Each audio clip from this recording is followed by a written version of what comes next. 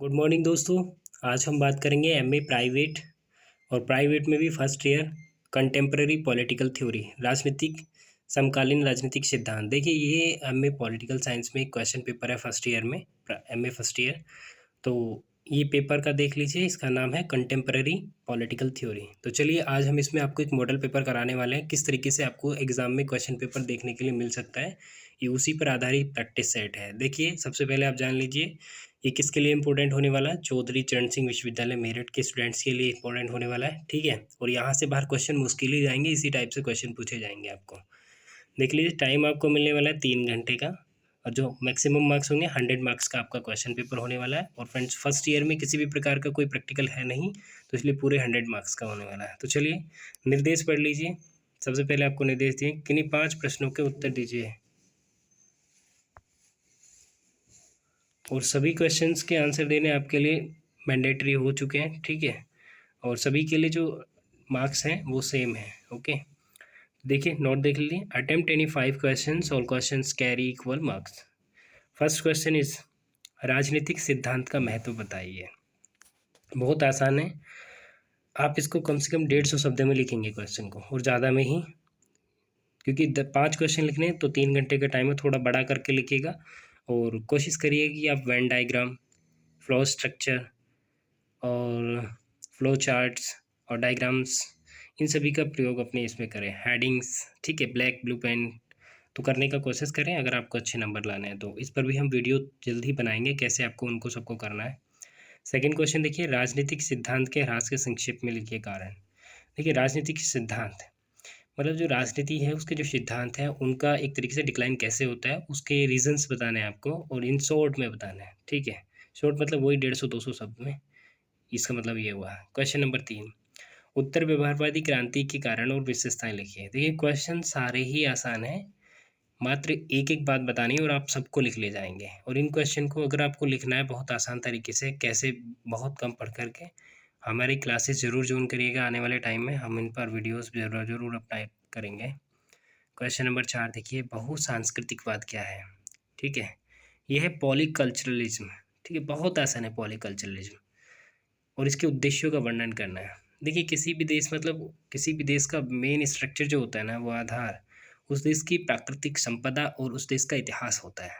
और इतिहास का एक भाग होता है उसकी संस्कृति। संस्कृति क्या होती है, जो परंपराएं चलती रहती है और निरंतर एक लंबे समय तक चलती रहती हैं तो संस्कृति में परिवर्तित हो जाती हैं। तो परंपरा ही एक विस्तृत लेवल पर लंबे समय के बाद उस संस्कृति बन जाती है उस सभ्यता की। तो वही बहुसंस्कृतिकवाद क्या है। देखिए वर्तमान वैश्वीकरण, भूमंडलीकरण के दौर में अगर हम देखें तो संस्कृतियों का आपस में मेलजोल हुआ है, एक दूसरे को संस्कृति साझा कर रहे थे, ठीक है। तो बहुसंस्कृति मतलब अनेकों संस्कृतियों का जो समाज है, उस संस्कृति समाज में कौन कौन सी संस्कृतियाँ किस प्रकार से फली फूली और कैसे एक दूसरे के साथ शेयर की जाती हैं, उसके बारे में हमको इसके बारे में बताना है, ठीक है।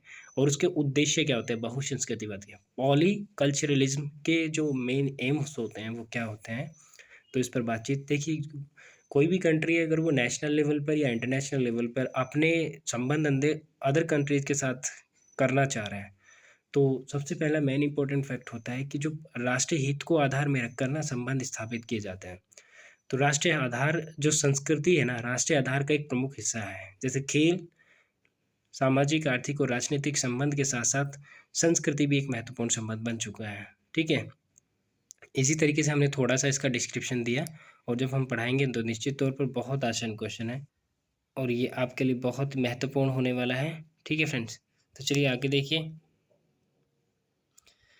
जॉन रॉल्स के न्याय के सिद्धांत क्या है उसके बारे में आपको वर्णन करना है। क्वेश्चन नंबर 6 देखिए, पर्यावरण आंदोलन के मुख्य आधार क्या है। पर्यावरण संरक्षण के लिए अंतर्राष्ट्रीय स्तर पर कानून बनाने के लिए प्रयास क्या क्या किए गए उन पर चर्चा करनी है। क्वेश्चन नंबर 7, भारत में नारी अधिकारों की संवैधानिक और राजनीतिक स्थिति की विवेचना करनी है। ये महत्वपूर्ण क्वेश्चन है जो बार बार पूछे जा रहे हैं इस एग्जाम में।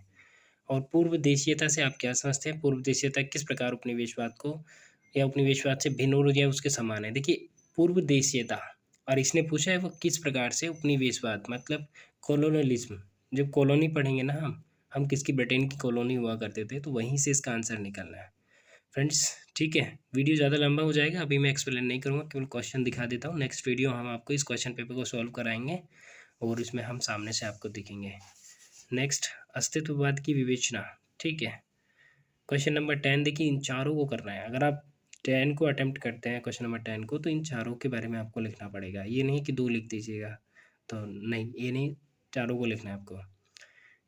ठीक है, और देखिए इसने ना दिखा दिया है, 2% से टिप्पणी लिखवाई है। अमर्त्य सेन का सामाजिक न्याय।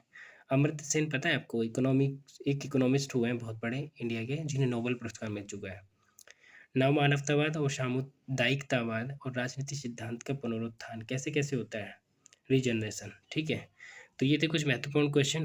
पूरा पेपर ही है, महत्वपूर्ण क्वेश्चन नहीं है, तो आप प्लीज़ फोकस करें और इस टाइप से आपके क्वेश्चन पूछे जाने हैं।